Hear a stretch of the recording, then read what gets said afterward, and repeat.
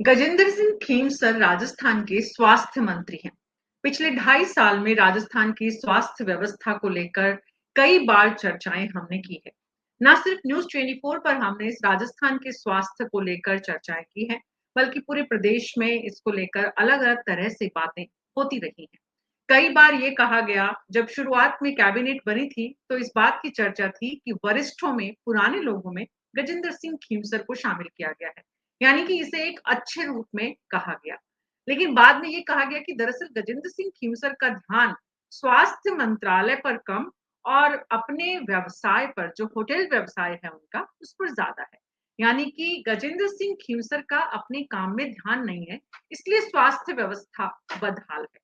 उसको लेकर कई तरह की चर्चाएं उसके बाद भी हुई, क्योंकि राजस्थान में पिछले 2.5 साल में, जब से भजनलाल शर्मा राज्य के मुख्यमंत्री बने हैं, तब से स्वास्थ्य के फ्रंट पर अलग-अलग मुद्दों पर कई बार आंदोलन भी हुए हैं, डॉक्टर्स भी, कर्मचारी भी। और अभी पिछले 1 महीने में 2 घटनाएं ऐसी हुई जिन्होंने राजस्थान की स्वास्थ्य व्यवस्था पर प्रश्न चिन्ह एक बार फिर से लगाए हैं। पिछले महीने कोटा से खबर आई, वहां पर प्रेग्नेंट लेडीज की तबीयत अचानक खराब हुई। और उसके बाद बीकानेर से अब खबर आ रही है, जहां पर प्रेग्नेंट लेडीज की तबीयत अचानक से ज्यादा खराब होने की वजह से खुद चिकित्सा मंत्री ने उसका जब रिपोर्ट ली, ब्यूरो लिया लिया वहां के मेडिकल कॉलेज प्रोफेसर को साथ बैठाया, मीडिया साथ में था, परिवारजन साथ में थे। उस वक्त गजेंद्र सिंह खींवसर ने प्रेग्नेंट लेडीज को लेकर जो बयान दिया था, वो अभी सुर्खियों में है, वायरल हो रहा है। उन्होंने कहा, नाच नाच कर आई थी क्या प्रेग्नेंट लेडीज? उनकी मंशा क्या थी? वो एक अलग मुद्दा हो सकता है, जो उन्होंने बाद में क्लैरिफिकेशन देने की कोशिश की, जस्टिफिकेशन देने की कोशिश की। लेकिन दरअसल एक स्वास्थ्य मंत्री का संवेदनशील रवैया नजर नहीं आता है, जब वो इस राज्य की प्रेग्नेंट महिलाओं के लिए इस तरह का आचरण दिखाते हैं। इसलिए आज हम समझने की कोशिश कर रहे हैं कि दरअसल स्वास्थ्य मंत्री क्यों इतना बौखला रहे हैं। स्वास्थ्य मंत्री का ये रवैया क्या सही है? क्या प्रदेश में स्वास्थ्य मंत्री को संवेदनशीलता और ज्यादा दिखाने की जरूरत है? उन्हें स्वास्थ्य विभाग में ज्यादा समय देने की जरूरत है? हमारे साथ राजकुमार शर्मा, प्रवक्ता बीजेपी के, राजीव तिवारी जी, वरिष्ठ पत्रकार, और डॉक्टर अलका गौड़ हैं, जो कि डॉक्टर हैं पेशे से। आप सभी का बहुत बहुत स्वागत है। शुरुआत में डॉक्टर अलका गौड़ आपसे करती हूँ। आप महिला भी हैं, डॉक्टर भी हैं, और पिछले कुछ दिनों से जिस तरह की घटनाओं का मैंने यहाँ पर जिक्र किया, कोटा के बाद अभी बीकानेर से जो खबर आ रही है, आप उससे अवेयर हैं? तो हम शुरुआत उस ढंग से करते हैं। जी, मुझे मैंने ये घटनाओं का पढ़ा है, अखबार में भी है, न्यूज़ पे भी देखा है। और आपने चिकित्सा मंत्री का बयान भी सुना होगा। उनका जी। जो रवैया है, जो रुख है, आपको लगता है, बीइंग अ डॉक्टर भी, बीइंग अ फीमेल भी, कि स्वास्थ्य मंत्री को इतना इस तरह का व्यवहार दिखाना चाहिए? अगर हाँ या ना, दोनों ही बातों के साथ उसकी वजह भी बताएँ। नहीं, थोड़ी-सी हमें संवेदनशीलता और महिलाओं के प्रति गरिमा तो रखनी ही पड़ेगी, क्योंकि जब भी एक गर्भवती महिला या किसी भी तरह की महिला अस्पताल के अंदर इलाज के लिए आती है, तो वो वैसे ही बहुत ज़्यादा परेशान होती है, क्योंकि उसको घर परिवार का भी देखना होता है, अपने बच्चों का भी देखना होता है, और साथ ही साथ वो अपने शरीर के संग भी जूझ रही होती है। उस समय उसको संवेदना चाहिए, ना कि उसको इस तरह की कुछ शब्द सुनने को चाहिए, जिससे उसको लगे कि उसके दिल को कहीं ठेस पहुँच गई है। और महिलाओं को जब जिस तरह का वातावरण मिलेगा, उस तरह से उनकी हीलिंग होती है। ये तो कहते भी हैं कि आपके आस-पास का वातावरण डिसाइड करता है कि आप आगे किस तरह से रिकवरी करेंगे। कई इंटरनेशनल जो कंट्रीज़ हैं, अगर हम उनको देखें, तो वहाँ पे भी पेशेंट को जल्दी हीलिंग के लिए कुछ थेरेपीज़ ऐसी यूज़ की जाती हैं, जिससे उनकी हीलिंग भी जल्दी हो। तो और महिला होने के नाते ये मुझे थोड़ा-सा लगता है कि यहाँ पे संवेदना रखना महिलाओं के साथ में, उनकी गरिमा का सम्मान करना, वो सिर्फ़ इसलिए नहीं कि वो महिला है, बल्कि वो किसी न किसी की बेटी है, किसी न किसी की बहू है, किसी न किसी रिश्ते से वो हमारे समाज से जुड़ी है। और वैसे हम जब कहते हैं कि महिलाएँ इस आबादी का 50% हिस्सा है, तो उस आबादी का स्वस्थ रहना बहुत ज़रूरी है। राजीव तिवारी जी, डॉक्टर अलका गौड़ के मुताबिक, और हमारे प्रदेश में इस वक्त जो चर्चा हो रही है, उसमें बार-बार ये बात निकल कर सामने आ रही है कि चिकित्सा मंत्री का ये व्यवहार अपेक्षित नहीं है। तो सवाल ये है कि चिकित्सा मंत्री ऐसा व्यवहार दिखाते क्यों हैं? क्या कारण समझ में आता है आपको? देखिए, दो ही चीज होती हैं जब आदमी इस तरीके का व्यवहार करता है, या तो उसको अपने विभाग की जानकारी नहीं है, उस क्षेत्र के प्रति वो अनभिज्ञ है, या वो अपने ही विभाग के लोगों से फ्रस्ट्रेटेड है। वो कुछ आदेश देते हैं, कोई मानते नहीं है, या जो भी है जिस तरीके का भी है। तो दो चीजें होती हैं जिसकी वजह से आदमी का इस तरीके के बयानबाजी जिस तरीके की उनकी दी जा रही है। आज भी अखबारों में देखा, वो कह रहे हैं कि ये महिलाएं चलते हुए आई या नाचते हुए। तो ये तो बहुत ही मतलब शर्मनाक चीज है कि एक इतने उच्च पद पर बैठा हुआ पूरे राजस्थान के चिकित्सा विभाग का मुखिया कि कहीं अगर गलत काम हो रहा है तो उसको डिफेंड कर रहा है, बल्कि बनस्पत ये कि वो जो पेशेंट आ रहे हैं उनके प्रति उनकी संवेदना होनी चाहिए, उनके प्रति किस तरीके से साथ संभाल होनी चाहिए उनकी अस्पतालों में, इसकी व्यवस्था करने की बजाय आप इस तरीके के अगर झल्ला कर बोलेंगे तो क्या तो पब्लिक पर संदेश जाएगा, क्या उन पेशेंट्स के परिजनों पर संदेश जाएगा, और क्या वो चिकित्सा विभाग के जो कर्मचारी हैं, डॉक्टर हैं और दूसरे लोग हैं, उनके प्रति उनको ये क्या संदेश जाएगा कि भाई इनको क्या हो रहा है। ना तो ये चिकित्सा की बात करते हैं, ना मानवीयता की बात करते हैं, तो फिर करते क्या हैं।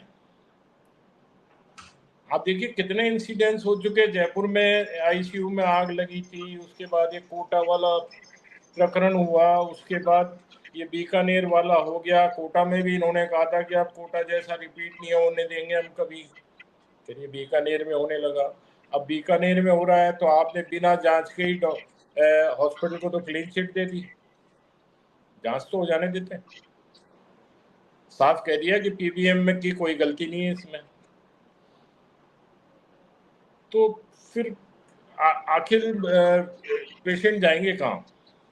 अगर सबसे बड़े जिले के सरकारी अस्पताल में ही इस तरीके के उनको चिकित्सा मिलेगी, और उसके बाद जो मुखिया है प्रदेश में चिकित्सा विभाग के, वो इस तरीके के बयान देंगे, इस तरीके से पेशेंट्स का उपहास उड़ाएंगे, तो फिर होगा क्या?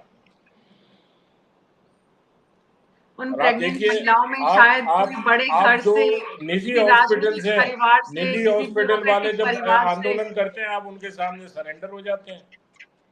अभी आरजीएचएस को लेके क्या हुआ, सरेंडर हो गए आप। उन्होंने 10 दिन क्या हड़ताल करी, आपके हाथ पांव फूल गए, कैसे क्या होगा, उनकी सारी मांगे मान के आपने चालू कर दिया सब काम। लेकिन यहाँ पर महिलाएं ना तो कोई बड़े राजनीतिक परिवार से, ना कोई बड़े ब्यूरोक्रेटिक घरानों से हैं, इसलिए उन महिलाओं के लिए आप वो कुछ तो भी वहां बोल आते ही सकते कहाँ हैं। हैं, वो हाँ, सरकारी अस्पताल में आते ही कहाँ हैं वो लोग। वही तो इसीलिए, क्योंकि वो गरीब घरों से हैं, तो आप उनके लिए जो चाहे वो बोल देंगे। ना सिर्फ ये महिला बिरादरी का सम्मान है, ना ये मातृत्व का अपमान है, बल्कि चिकित्सा मंत्री के रूप में आपकी जिम्मेदारी से भी आप किस तरह जो न्याय करते हैं उसकी तस्वीर बयां करते हैं। डॉक्टर अलका गौड़, क्या चिकित्सा मंत्री को माफी मांगनी चाहिए ऐसे बयानों के लिए? देखिए, जैसे अगर हम जयपुर की बात कर रहे हैं कि जयपुर में आईसीयू में जो फायर ब्रेकडाउन हुआ था, तो वो तो कोई टेक्निकल या इंजीनियरिंग फॉल्ट भी हो सकता है, क्योंकि समय पर अगर जांच नहीं की गई है, समय समय पर अगर उसकी जो एएमसी मेंटेन नहीं करी गई है, तो ऐसे हादसे हो जाते हैं। हाँ, लेकिन कोटा में या बीकानेर में जिस तरह के अभी हालात हुए हैं, उसमें पहले हमें ये देखना पड़ेगा कि जब चिकित्सा मंत्री ने ये बयान दिया, उस समय क्या परिस्थिति थी, वहाँ आसपास कौन लोग थे। हो सकता है कई बार बयान को कभी तोड़ मरोड़ के भी पेश कर दिया जाए, तो परिस्थिति उस समय क्या परिस्थिति है उसका भी आकलन कर लेना ठीक रहेगा कि आसपास हम खड़े होके एक बार देख लें। पॉलिटिकल स्टेटमेंट आपसे अपेक्षित नहीं है डॉक्टर साहिबा, महिला भी हैं, नहीं आप नहीं, डॉक्टर भी बिल्कुल नहीं। हाँ, हैं। तो उसका बात उसका मैं कह ही बात नहीं हूँ ये कि है देखिए महिलाओं को संवेदना कोई भी की मान। कोई भी परिस्थिति हो, परिजन कितने भी आक्रामक हो, चिकित्सा मंत्री की जिम्मेदारी है कि वो उन्हें संतुष्ट करें, उनके साथ न्याय करें। इसलिए उनसे ये तो बिल्कुल अपेक्षा नहीं की जा सकती, उनके घर में भी बहू बेटियां सब हैं, तो वो ये नहीं कर सकते कि वो महिलाओं के लिए इस तरह की शब्दावली का इस्तेमाल करें, पहली बात। दूसरी बात, जो राजीव तिवारी जी ने कही, क्लीन चिट उन्होंने जो दी है, जांच के बिना क्लीन चिट देने का क्या मतलब? तीसरी बात ये कि इस तरह की घटनाएं भविष्य में नहीं हो, इसको लेकर उनकी जिम्मेदारी, जवाबदेही क्या बनती है? राजीव तिवारी जी, मुख्यमंत्री भजनलाल शर्मा अक्सर अपने मंत्रियों के जो भी किस्से, कहानियां सामने आती हैं, उस पर चुप्पी बनाए रखते हैं, बोलने से बचते हैं, बहुत समझदारी से मूक दर्शक होकर आगे बढ़ रहे मुख्यमंत्री। क्या करना चाहिए मुख्यमंत्री को मैं तो इसको चिकित्सा मंत्री के संदर्भ में? जीरो टॉलरेंस की श्रेणी में लाता हूँ, क्योंकि हरदम बयान आता है कि हर उसमें हमारी जीरो टॉलरेंस रहेगी। तो इसका क्या मतलब होता है जीरो टॉलरेंस का? कि हम कुछ भी चीज को बर्दाश्त नहीं करेंगे, उस पर कार्रवाई करेंगे। आज तक कितने चिकित्सकों पे कार्रवाई हो गई, कितने बर्खास्त हो गए, कितनों को जेल हो गई, क्या हुआ? कुछ नहीं। तो सबसे बढ़िया चीज है चुप्पी साध लो। आरोप तो मनमोहन सिंह जी पे लगते थे कि वो बिल्कुल बुत बने रहते थे, अब क्या हो रहा है? एक और बात है इसमें राजीव तिवारी जी, हमने बहुत सारे डॉक्टर्स को जो ग्रुप्स हैं, जो लीडर्स हैं, डॉक्टर लीडर खास करके गवर्नमेंट के भी डॉक्टर्स के जो लीडर हैं और प्राइवेट फर्टिलिटी में भी जो डॉक्टर्स के लीडर्स हैं, जो अक्सर आकर बड़े-बड़े स्टेटमेंट देते हैं, जब उन्हें नेतागिरी करनी होती है। इस मुद्दे पर जब हमने उनसे बात करने की कोशिश की, तो बच रहे थे, डर रहे थे। डॉक्टर्स में ये जो डर है या डॉक्टर्स का ये जो रवैया है, ये भी एक देखिए, कारण डर है और कि रवैये की बात नहीं है इसमें, डर और रवैये की बात नहीं, सीधा प्रोफेशनलिज्म है ये। आपका कहीं संकट आ रहा हो आपकी कम्युनिटी को, तो आप जोर शोर से मैदान में उतरिए। अब दूसरी कम्युनिटी पे अगर कोई संकट आ रहा है तो आप भी चुपचाप बैठ जाइए, क्योंकि आपको मालूम है हम कुछ बोलेंगे तो कहीं ना कहीं जो भी कंट्रोलिंग अथॉरिटीज हैं वो नाराज हो जाएंगी आपसे, और कहीं ना कहीं आपको उससे नुकसान भी हो सकता है। तो हर कोई नुकसान से बचना चाहता है। आज आप देख लीजिए, कहीं कोई भी घटना हो जाए, मैं सिर्फ मेडिकल फील्ड की बात नहीं कर रहा हूँ, आज अगर कोई रेलवे की दुर्घटना हो जाए, आज कोई एविएशन की दुर्घटना हो जाए, उसी उसके लोग जांच चल रही है, हम कैसे बता सकते हैं? जांच चल रही है, अब जांच न जाने कब तक चलती है, सब चीजें आई गई हो जाती हैं। आज कल ही मैं देख रहा था कहीं पे जो सांसद है कंगना रनौत, उनसे कोई इंटरव्यू चल रहा था किसी मीडिया का, तो उन्होंने कहा कि जी 26/11 के जो नर्सेस थी जिन्होंने इतनी प्रॉम्प्टता से काम किया, उन्होंने उस आतंकवादी हमले को भी झेला, और तब वहां घोषणा हुई थी कि उनको वो दिया जाएगा, कंपनसेशन दिया जाएगा, उनको पदोन्नति भी दी जाएगी, उनको मुआवजा भी मिलेगा। आज तक कुछ नहीं मिला। तो देखिए, कंगना रनौत भी बचकर निकल गई कि हाँ ये बहुत अच्छी बात है, लेकिन उस समय दूसरा राज था। हमारी जो सरकार है वो बहुत ही सेंसिटिव है इस मामले में, और हम उस मामले में प्रधानमंत्री जी से बात करेंगे। गृह मंत्री से क्यों नहीं करेंगे भाई? करने वाले तो वो हैं। या गृह मंत्री भी प्रधानमंत्री से पूछ के कोई चीज करते हैं? ये जो तो बात ये है इस राजीव तरीके के, तिवारी तो जी, वही ये तो मैं जो बता रहा हूँ बात ना, है, आपने जो अभी पूछा कि अदर जो डॉक्टर्स लीडर हैं वो क्यों नहीं बोलते हैं, तो ये सब चीज इसी है कि हर आदमी अपना पल्लू बचा के निकलता है किसी भी काम में। बिल्कुल बिल्कुल। ये तो ये जो पल्लू बचाने वाला सिलसिला है, यही ऐसी घटनाओं बार बार दोहराव का कारण बनता है डॉक्टर अलका गौड़।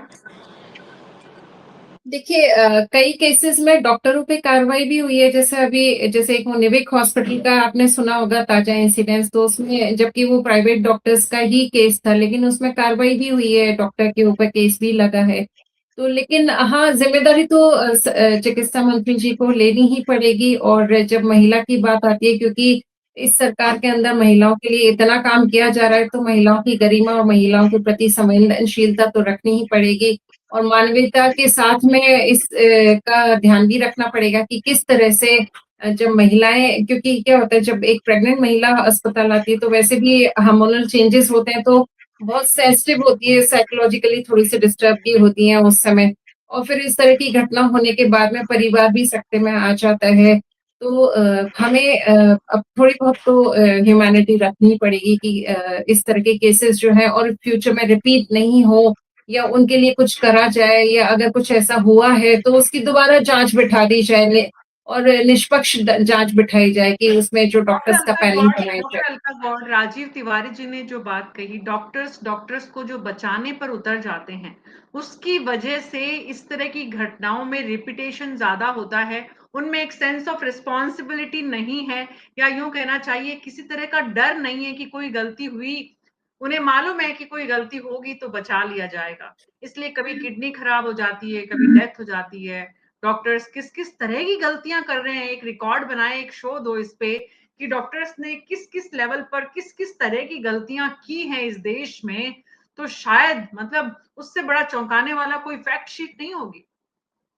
लेकिन मेरा एक मानना है मीना जी कि जब भी हम डॉक्टर बनते हैं और हमें शपथ दिलाई जाती है तो हमारी कोशिश ये रहती है कि हम मरीज को जीवन दान दें। और आज तक जहां तक मेरा ख्याल है तो किसी भी डॉक्टर ने चला के कभी किसी मरीज को नुकसान नहीं पहुंचाया होगा कि वो उसको मार दे या उसका ऑपरेशन अच्छे से नहीं करे या कुछ ऐसा कर दे। क्योंकि बीइंग अ डॉक्टर हम जब एथिकल एक ओथ लेते हैं तो हमें सबसे पहली ओथ ही यही दिलाई जाती है हमारी पढ़ाई शुरू करने से पहले कि आप जो भी करोगे वो एथिक्स में होके करोगे।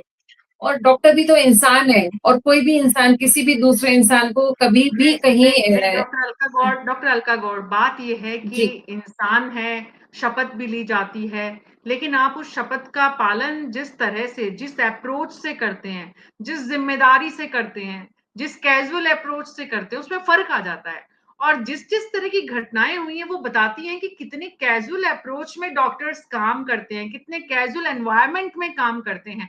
डॉक्टर से ये अपेक्षित नहीं है, डॉक्टर का काम तो सिविल इंजीनियर से भी ज्यादा, जिसको मकान खड़ा करना है, उसको मालूम है, उसे तय करना है कि अगले 100 साल तक मकान गिरे नहीं, ये उसे सुनिश्चित करना है। वैसे ही कोई स्टिच लगाना है किसी डॉक्टर को, या कोई सर्जरी करनी है, या कोई इंजेक्शन लगाना है, कोई मेडिसिन देनी है, उसे 100 बार पुख्ता करना होता है।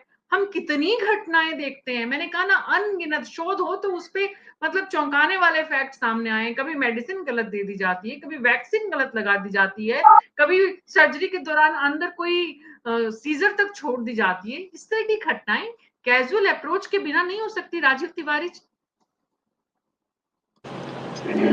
देखिए, अभी डॉक्टर साहब एक बात बोल रही थी कि हमको शपथ दिलाई जाती है।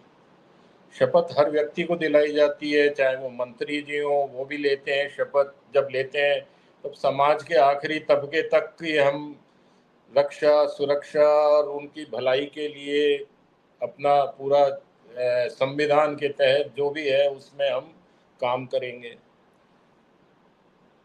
पुलिस वाले भी लेते हैं कि भाई हाँ, हम जो भी समाज का पीड़ित पक्ष होगा हम उसको न्याय दिलाएंगे। न्यायपालिका वाले भी यही शपथ लेते हैं, चिकित्सक भी लेते हैं, लेकिन शपथ का पालन कितना हो रहा है? आप देखिए, मंत्री हैं, आज हारेंगे दूसरी पार्टी में चले जाएंगे, शपथ का क्या हुआ? पुलिस वाले हैं, पैसे सारे नहीं, कुछ, मैं पूरी कम्युनिटी के लिए नहीं कह रहा हूं, लेकिन एक्सेप्शन सब जगह है। पुलिस वाले भी हैं, अवैध कब्जे हो रहे हैं, देख रहे हैं हाँ ये अवैध चीज हो रही है, होने दे रहे हैं। अभी जयपुर में जो ये पटाखा फैक्ट्री में आग लगी, उसके पीछे क्या था? क्या पता नहीं था किसी को यहाँ पटाखा फैक्ट्रियां चल रही हैं, ये कॉलोनी अवैध है? जेडीए को नहीं पता था ये कॉलोनी अवैध है? क्यों सब चल रहा था? तो ये शपथ फिर ऐसी जगहों पर कहाँ जाती है? जब चीजें आम जनता जो है, गरीब तबका जो है वो सफर करता है, तब सबको याद आती है। 10-15 दिन छापे भी पड़ते हैं, कई चीजें सीज भी होती हैं, और उसके बाद सब आई गई चीज हो जाती है। तो वो क्या होता है फिर? ऐसे ही आप देखिए, एक्सपायरी डेट की दवाएं चली जाती हैं अस्पताल में, वो लग भी रही हैं, तो वो जो सरकारी स्टोर, जो सहकारी स्टोर है चिकित्सा विभाग का, वहाँ वो एक्सपायरी दवाएं कैसे सीज हो रही हैं? कहाँ से आ गई वो? या ज्यादा कीमत पर दवाएं कैसे खरीद ली जाती हैं, इस पोस्टमार्टम विषय पे रिपोर्ट कैसे बदल दी जा राजीव जी पोस्टमार्टम जो इतने रिपोर्ट सारे कैसे सवाल बदल दी हैं, जाती है, ब्लड ये जो सैंपल इतने कैसे सारे बदल जाते सवाल हैं। हैं राजीव जी आपके, और जो इस विषय से जुड़े हुए जिन पर आज हम चर्चा कर रहे हैं, विषय को देखते ही बीजेपी ने कहा प्रवक्ता इस विषय पर उपलब्ध नहीं है। इस विषय पर प्रवक्ता बोलने की स्थिति में ही नहीं है। सरकार की और सत्तारूढ़ दल की स्थिति देखिए कि इस विषय पर प्रवक्ता बोलने के लिए उपलब्ध नहीं है, और तो विपक्ष बोलेगा की क्या वो, हालत देखिए, प्रवक्ता विपक्ष की बोलेगा हालत क्या, देखिए ये है कि ना सबसे इतने बड़ी बात। गंभीर मुद्दे पर प्रवक्ता उनके समय से उपलब्ध नहीं है। विपक्ष की हालत भी देखिए, और डॉक्टर्स की स्थिति देखिए कि 5 डॉक्टर से बात करने के बाद वो इतने डर रहे हैं कि इस विषय पर बच रहे हैं। देखिए, समाज सत्ता की पक्ष का तो समाज नहीं की आया, चलो कोई बात नहीं, विपक्ष का को तो आना चाहिए था, लेकिन विपक्ष वाला भी आजकल 10-5 दिन बच के रहेगा, क्योंकि हाँ, उन्हीं के नेता आज कुछ बोल रहे हैं, कल कुछ बोल रहे हैं। अब तो सवाल तो उन पर भी उठेंगे ना बिल्कुल, कि बिल्कुल, कल तो बिल्कुल। नफरत की दुकान थी, वो एक ही दिन में मोहब्बत की दुकान हो गई, कैसे हो गई? हुँ। एकदम से ऐसे मानस परिवर्तन कैसे हो जाते हैं? तो वो भी इसीलिए अभी 5-7-10 दिन वो भी नहीं भेजेंगे, ना तो लेकिन सत्ता लेकिन पक्ष ना विपक्ष। पिछले ढाई साल में राजीव जी, जो कुछ स्वास्थ्य के फ्रंट पर राजस्थान ने झेला है, डॉक्टर अलका गौड़, आपको लगता है कि डॉक्टर फर्टिनिटी को एक साथ होकर चिकित्सा मंत्री से बात करनी चाहिए, इस विषय में बैठकर चिंतन करना चाहिए कि राजस्थान के स्वास्थ्य को बेहतर करने की जरूरत है? चिकित्सा मंत्री दरअसल बहुत बहुत ही ज्यादा डेडिकेटेड टाइम स्टेट को और जनता को और अपने विभाग को देने वाला होना चाहिए, तुलनात्मक रूप से जो अभी हैं। देखिए उनके जो डिपार्टमेंट है उसमें ये सब चलता तो होगा ही, क्योंकि अगर इतनी बड़े पद पे वो बैठे हुए हैं और उस पद पे जो भी पार्टी का प्रोपेगेंडा होता है, जो भी एजेंडा होता है, किस तरह से वर्किंग होती है, कैसे आपको अपने अधिकारियों को आगे जाके इंस्ट्रक्शंस देने, तो सब कुछ ही होता होगा। लेकिन हर बार हम सीधे मंत्री जी पे भी नहीं कह सकते, क्योंकि पूरा सिस्टम चलता है, पूरा सिस्टम साथ में चलता है। आपकी आवाज नहीं आ रही मीना जी। अभी तो मंत्री के रवैये की चर्चा हो रही है डॉक्टर अलका गौड़। हाँ, मंत्री ने जिस तरह का रवैया दिखाया है उससे पता चलता है कि वो कितने गंभीर है अपने डिपार्टमेंट के लिए। मैं वही कह रही हूँ बार बार कि मंत्री जी का जो बयान सामने आया है, उस समय वहां पे उपस्थित जो लोग थे, उन्होंने वहां मतलब हमने एक तरफा बयान सुना है कि मंत्री जी ने ये बोला है, लेकिन सामने से क्या बयान आया होगा या क्या बात हुई होगी वो भी सुनना चाहिए। हाँ, महिलाओं को लेके या स्वास्थ्य को लेके या इस तरह की लापरवाही को लेके कोई ना कोई ठोस कदम मंत्री जी को लेना चाहिए, और जो भी डॉक्टर्स हैं उनको राजीव संज्ञान जी, में लेना ऐसी चाहिए। परिस्थितियां हो सकती है कि मंत्री को ऐसा बयान देना पड़े डॉक्टर अलका गौड़ के मुताबिक। मिनट में आवाज नहीं आई, एक बार रिपीट करेंगे आप? मैंने कहा ऐसी परिस्थितियां हो सकती हैं कि मंत्री ऐसा बयान देने को मजबूर हो जाएं, और डॉक्टर अलका गौड़ महिला हैं, वो कह रही हैं, तो मुझे सोचना पड़ रहा है। अब नहीं, पता नहीं क्या मैंने ये नहीं कहा परिस्थितियां मीना वहां जी कि हुई ऐसी थी। परिस्थिति थी कि उनको ऐसा बयान देना पड़ जाए। मैं ये कह रही हूँ कि हमने जो हम सुन रहे हैं अभी तक, जो चल रहा है, जो सारे सोशल मीडिया पे चल रहा है या जो न्यूज़पेपर में स्टेटमेंट आ रहे हैं, वो दिख रहा है। मैं ये नहीं कह रही कि कैसी परिस्थिति थी और उन्होंने इस तरह का बयान दिया। उनका बयान हो सकता है, उन्होंने ये बयान दिया, और मैं कह रही हूँ कि हाँ, महिलाओं के प्रति संवेदना रखनी चाहिए, उनकी गरिमा का ध्यान रखना चाहिए। लेकिन मैं ये कह रही हूँ कि आसपास और कौन थे, क्या था, क्या हुआ था, वो भी पूरा अच्छे से हम एक बार स्टडी कर लें। और महिला होने के नाते मैं तो खुद, जब मैंने अखबार में सुबह सुबह न्यूज पढ़ी, तो मुझे भी बड़ा आश्चर्य हुआ कि इस तरह की न्यूज सामने आई है। और पूर्व में भी जैसे कोटा में जो घटना हुई है, वो बहुत ही ज्यादा, उसके लिए तो एक पैनल बिठाना चाहिए। और मैं कह रही हूँ बार बार कि एक निष्पक्ष जांच होनी चाहिए, उन डॉक्टर्स को इसमें लेना चाहिए जो इस केस से, जिनका कोई लेना देना नहीं है, और हम स्टेट के बाहर से भी डॉक्टर्स बुला के और उनका पैनल बना के और उसकी जांच बिठा सकते हैं। राजीव जी, मैं तो यही कह रहा हूँ, अगर जैसे डॉक्टर साहब अभी कह रहे थे कि परिस्थितियां कैसी थी, अगर मीडिया ने या सोशल मीडिया ने, प्रिंट मीडिया ने, इलेक्ट्रॉनिक मीडिया ने उनके इतने बड़े बयान को तोड़ मरोड़ कर छापा है, तो डिफेमेशन का केस करना चाहिए उनको, और अपनी बात जो उन्होंने वहां कही थी उसको जारी करना चाहिए। कि नहीं, मैंने ये नहीं कहा था, ये गलत है, और ये जो गलत छपा है, जिन्होंने छापा है या जिन्होंने उसको प्रसारित किया है, ब्रॉडकास्ट किया है, मैं उनके ऊपर डिफेमेशन का केस करूंगा। भाई ये तो इतनी बड़ी बात अगर है और वो उसको ऐसा लगता है कि नहीं, वो शायद परिस्थितियां लोगों ने तोड़ मरोड़ कर छाप दिया या गलत स्टेटमेंट उनका छाप दिया, तो इस पे तो उनको कोई ना कोई एक्शन लेना चाहिए। और अगर वो एक्शन नहीं लेते हैं तो वो सही है, उन्होंने जो कहा है वो सही है। जी, कुल मिलाकर स्थिति जो है वो अच्छी नहीं है, ये एक बात समझ में आती है आप दोनों से बात करने के बाद। बहुत बहुत शुक्रिया आप दोनों का इस चर्चा में शामिल होने के लिए। बीजेपी इस विषय पर अगर कुछ भी बोलने से बचती है, इसका मतलब साफ है कि बीजेपी के पास अपने चिकित्सा मंत्री का बचाव करने के लिए कुछ है नहीं। हमारे दर्शक क्या सोचते हैं? राजस्थान के चिकित्सा मंत्री का बयान जो है उसके लिए उन्हें माफी मांगनी चाहिए? क्या राजस्थान के चिकित्सा मंत्री गजेंद्र सिंह खीमसर को जवाबदेही तय करनी चाहिए खुद की कि उन्होंने ऐसा महिलाओं के लिए क्यों बोला? क्या आपको लगता है कि उन्हें चिकित्सा विभाग को ज्यादा समय देने की जरूरत है? राजस्थान की चिकित्सा स्थिति पर उन्हें ज्यादा गंभीरता से संवेदनशीलता दिखाने की जरूरत है? आप हमारे दर्शक जो हैं वो कमेंट बॉक्स में अपनी राय राजस्थान के चिकित्सा मंत्री के बारे में जरूर साझा करें।